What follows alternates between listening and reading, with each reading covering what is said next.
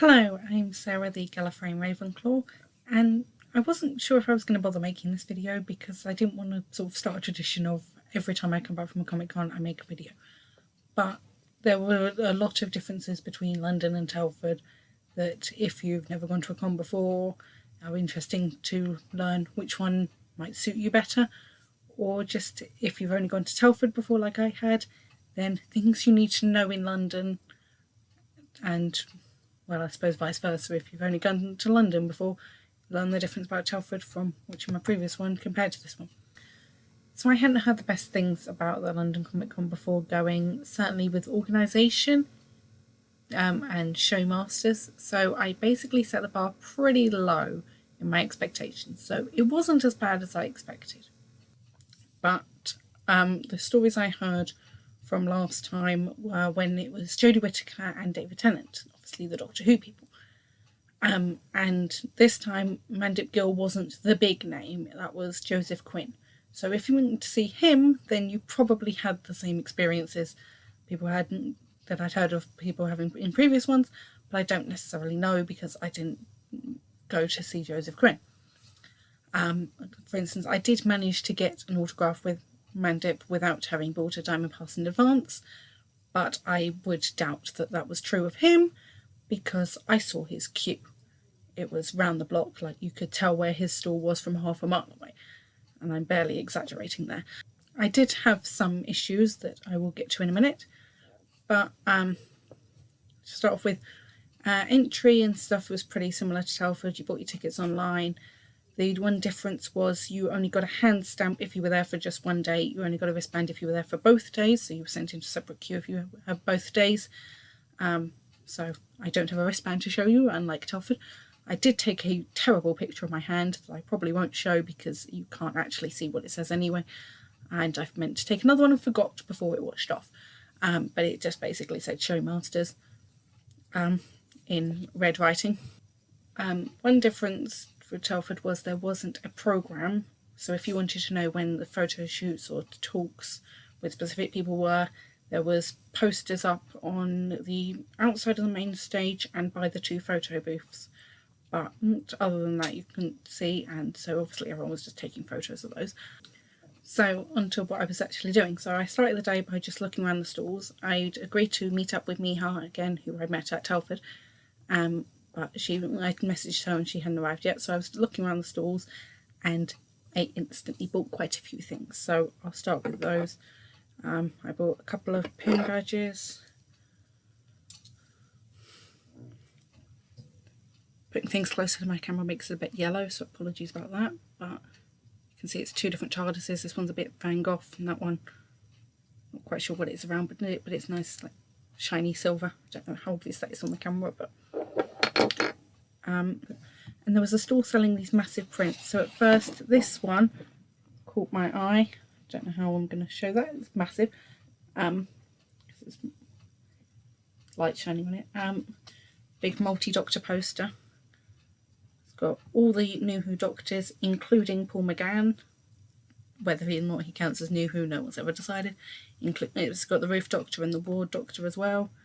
And then it's got the Masters, the two male ones over there, and Missy's at the bottom with a Dalek and a Cyberman. And it's even got a Weeping Angel and an Ood. I'm zooming in on the wrong place, but there we go.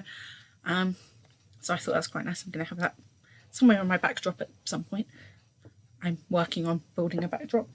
And they had a good deal for sort of two. And there was a Torchwood one that I had my eye on, and there was a Harry Potter one with Dumbledore nice front and centre. And I was like, actually, I'm more tempted by this one. Which, I don't know if you can read the title at the top. No, you can't because it's in the wrong place. It says it's Hill Rally edition, and it's a newspaper from 2015. Don't know where it says the date on it somewhere. It probably says it somewhere.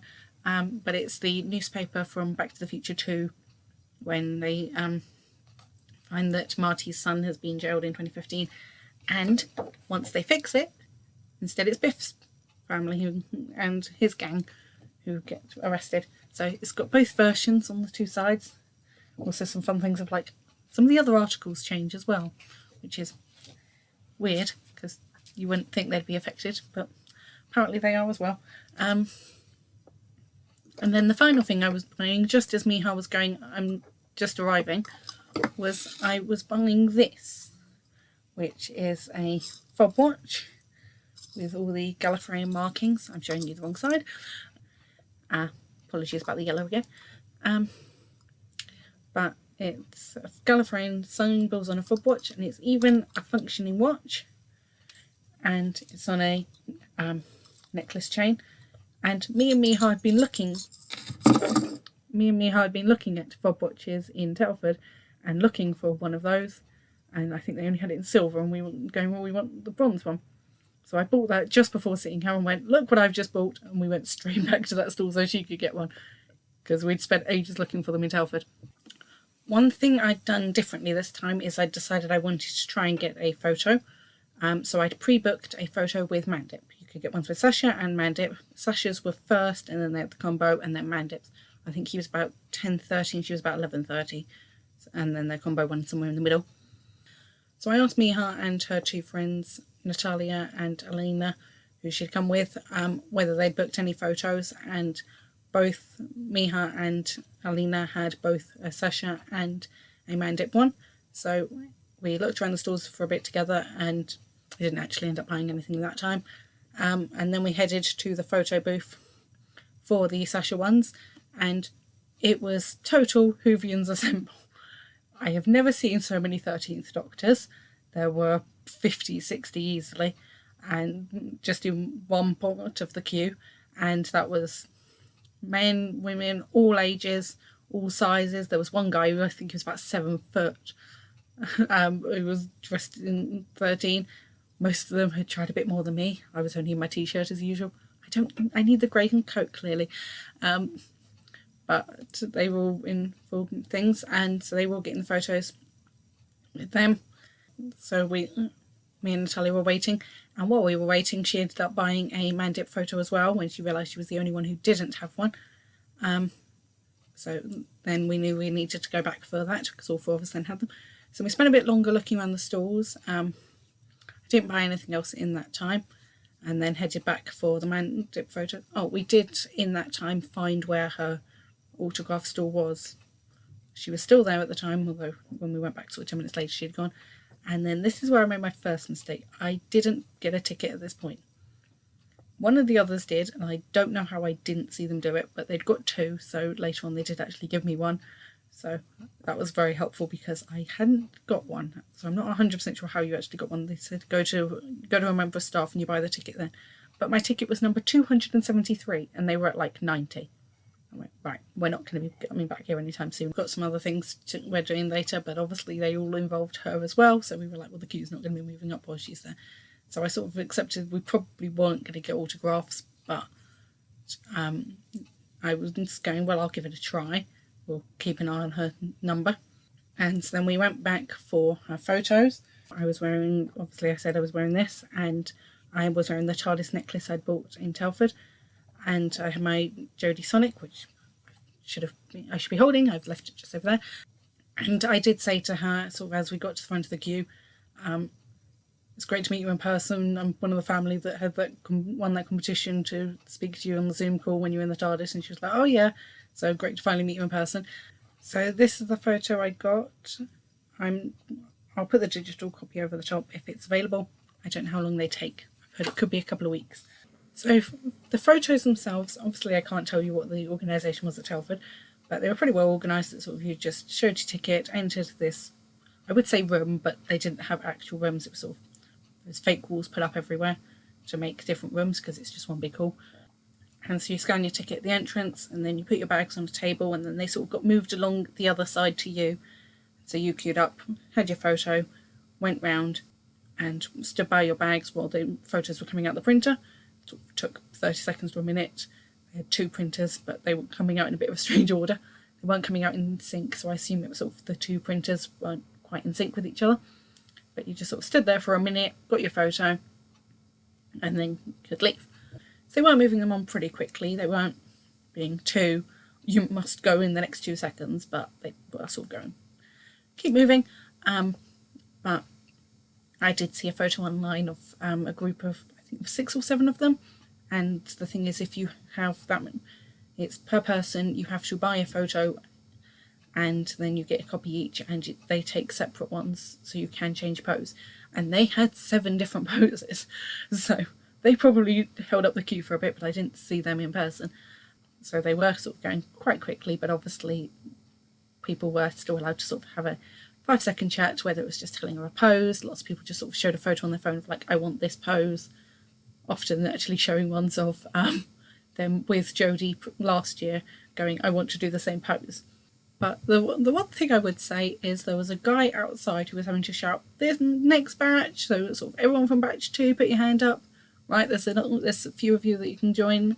So you really like, right, yep, come in, or wait a minute. And he was just shouting the entire day. I don't know how he had a voice the next day. I very much doubt he did have much of a voice on Sunday if he was doing the same job. Otherwise, Monday morning, he definitely did not have a voice. So he was probably drinking water constantly. And at one point, I literally went, stop shouting for a minute, rest your voice, have some water. Because I was going, he is not going to have a voice. So he needed a megaphone because he spent the whole day shouting. There was one other organisational thing at this point. Sylvester McCoy was the only other Doctor Who person there, and his talk was at the exact same time as both Sasha and Mandip's photos. So you physically couldn't go to his talk if you had a photo booked with either of them, which, as I said, 98% of the Whovians in the building were there at that point to get photos with them. So I'm assuming his talk was fairly empty, which is obviously a shame. We would have gone, but we weren't having photos at the time. So maybe be aware of sort of the same fandoms being at the same time. Also, if you've seen my Telford video, then you'll know that I was encouraged to go to Comic Cons in the first place from the Who's There with Doctor Who podcast. And I met Troy from the podcast at Telford and saw him again briefly in London. We were both rushing around so much we barely had a second to say hello, but we did get a quick selfie together. We got one, just us, and then with Miha and Alina, it was while Natalia was getting her photo with Mandip, so she wasn't, that's why she's not there. But just thought I'd quickly show that. So we then spent a bit longer looking around the stalls and keeping an eye on what number Mandip got up to in our autograph queue. But then we were aware that the talk with her and Sasha was due to start soon, so we sat down to eat our lunch near the main stage. So we were sort of in the queue, then realised the queue had formed in the opposite direction, had to jump up and join it, and spent about 10 minutes standing in it, got to the front, and this is when I hadn't realised. I hadn't even realised until I saw the poster at the beginning that some of the talks cost. Sylvester's was free, a few of the other smaller guests were free, but bigger ones were cost. And I assumed when I saw that they would accept money on the door. They don't. So you have to either buy your ticket in advance, or I got sent over to this ticket stall, at this table that they were selling tickets at. But then they were having a fight with the computer because computer says talk has started. So it took a member of staff overriding it, and at one point I was getting pretty stressed that I was not going to get into that talk. The other 3 had gone in and had said we'd save you a seat, but I was going, I'm not going to actually make it in there. There were a father and son also at the table saying they made the exact same mistake. So it's clearly not made clear in advance. So if you are planning on going to a London Comic Con, be aware if you want to go to a talk, if it costs, you have to have paid in advance. If you get there and realise you thought it was free and it costs, go straight to the ticket store and buy your ticket then, or do it online on your phone while you're there. But on the online system, it has entry, Saturday, Sunday, both days, the top 3 things. To find photos, I spent about 10 minutes scrolling. It's so many things, every single person's photo, you have normal, green screen, blah, blah, blah, with every single guest there. I didn't see talks on that list, but it's a ridiculously long list. So now I know to look for talks in the future, but you're going to spend 15 minutes scrolling for them in the first place. So if you don't want to do that, then it is easier to just buy them on the day. But be aware that obviously you can't pay at the door. You have to have bought it prior to that. I did make it in on time. I thought that it started, but they were just playing some adverts on the screen beforehand. And the talk was really interesting. There's a couple of sort of questions that stuck with me. Obviously, lots of people ask about sort of Thasmin stuff and sort of what they thought of how that had developed. But there were questions about how Sasha got his role And he says that his audition tape was that scene from The Plane in Spyfall when he did his big reveal. And they said, yes, you've got the job, but dial it down a bit. So I'd love to see what the original version was, because he's known as quite an extravagant doctor anyway. But when they did that scene on the day they filmed it, actually the only people who'd seen it before that were the audition team. He also said he had kept his costume when someone asked something about his costume, about how much input he had in it, but he said we wasn't actually sure what to do with it. He said, I wouldn't turn up to an event like this with it. And the interviewer went, actually, lots of people do, especially if it has a helmet, because then you can walk around the shop floor. So we went, oh, I'll be doing that next time.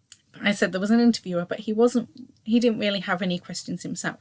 He just sort of started with sort of, hi, you're having a good day kind of things, and then instantly through to the audience. But he sort of did more the follow-on questions. It was sort of, if they said something and didn't like, and there was a good question leading on from it, he'd ask it rather than waiting for someone else in the audience to ask it. But there was one more serious question about sort of representation, and Sacha's answer was that he thought about that scene in Power of the Doctor when he was the Doctor, and obviously had Yaz next to him as his companion, and was sort of showing her the world, and he went to actors of non-British backgrounds, even both Indian backgrounds, fronting a British institution show like Doctor Who, and like what a big thing that was for representation. After the talk, we headed back to the autograph area, but they hadn't gone up much. They were on like 100. They just got into the hundreds, because obviously Mandip had been in all the same places as us, so she hadn't actually been there much since we'd gone the last time. So we continued going around and doing every single stall. But I said I'd done lots of the stalls before the other three arrived. So when they went to an area I'd already done, I went off and did a different area and kept bumping into people. So I spotted Dominic G. Martin, who you may know as either Who Chaser or the Purple Doctor from the DW 2012 fan films. But I also spotted someone else walking the floor, which I wasn't expecting, Joel Dommett from ITV. And I saw him chatting to someone else, and then he got a picture with them, and then he sort of moved on. And so I ended up chatting to the guy who just got a photo with him, going sort of how surprising it was to see him here. And then I saw him again about 10 minutes later, heading towards the exit, and this other guy ran up sort of going, can I have a picture before you go? And I went, well, if he has. So I went up as well and got a quick selfie with him and said how much I love Mars Singer. So here's my selfie with Joel Dommett. Then once I reunited with the others, I saw Dominic G. Martin again, and this time he was talking to people, so I went up to say hi and love the fan films, and then he spotted that Alina was wearing a Ruby Sunday cosplay, so they got a quick Doctor Companion photo together as he was in the 15th Doctor's outfit. I'm going to call it the Christmas special outfit, that we're assuming is the Christmas special from either this year or next year, probably this year, but I may be wrong. It was the outfit he was wearing in leaked photos when there was snow all around him, so I'm assuming it's the Christmas special outfit. But if you're watching this in a year's time, I hope you still know what outfit I'm referring to. When I've been going around the stalls the last time to make sure I'd done everything, I did end up buying a couple more things. So there was a stall that had all these crocheted characters from every programme. It was a massive table. I was going, you need a bigger table. They had so many people on it. There was a cute little adipose that I was quite tempted by. But in the end, I bought a Dalek. They did have the brown ones earlier on, but when I went back to get it, they'd sold out. So I got a blue one. It's kind of TARDIS blue, and blue's my favourite colour, so not complaining about a blue Dalek. So that's quite a fun thing to have. But the same stall had a sort of bargain bin, if you like, and in that they had this little TARDIS model, which currently lives on my desk because I don't know what else to do with it. Don't know if it's a specific TARDIS. I'm sure some expert can tell me. It's not Matt Smith's, it doesn't have the sticker, but that's about as much as I can tell you. And they also had in the bargain bin this CD, the Stone Rose Radio Times BBC audio drama. They also had Feast of the Drowned, but we've got that one. I've listened to it plenty of times, but I've never heard this one before, so I'm looking forward to listening to this now. Apologies again, my camera seems to turn yellow whenever I hold anything near it.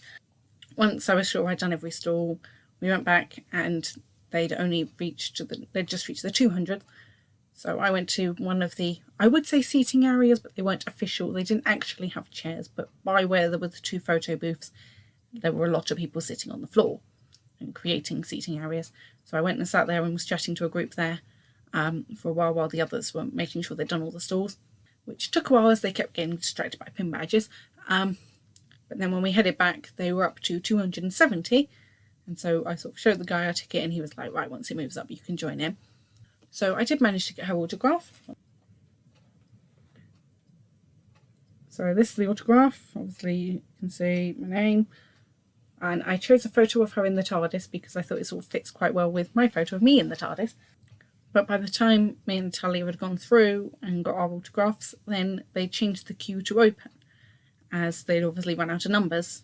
No one had taken past 300, and by the speed they'd been going, I'm assuming quite a lot of people who'd had the numbers in between 100 and 200 and whatever had actually already left by this point, going, oh, they won't get there in time. We sort of had been ready to leave about when I was sitting down chatting to the others and sort of gone, oh, well, we'll make sure we've done everything, kill a bit of time and just see if they do get to our number, which obviously they then did. So then the other 2 were like, well, we could get autographs now. But they sort of went, we don't really need them, but we'd like a chat with her. So I sort of went, let's just go up and chat. She's finished, the queue's died down after a guy had gone up with a stack of 30 odd photos. So they just went up to chat. But at that point, a crew member had given her some scripts to sign. When we went up and chatted, I saw one said it was Flux. The one on top said it was Flux episode 3, Once Upon a Time. So I don't know whether that was 10 copies of those, or it was all of Flux, or it was Flux to Power of the Doctor, or from the first one to Power of the Doctor, but there probably could have been 2 copies of everything from Series 11 to Power of the Doctor. It was quite a large stack. But after we had spoken to Mandip, we headed off. So we had a great day. I'd seen loads of cosplays. I said there were a billion 13th Doctors. I thought there were a lot in the Sasha one, and then we went back for Mandip's and there were even more somehow. Most people went for the standard, this or the purple t-shirt or the red one, and then the grey coat, or at least they had the braces, which I didn't even have.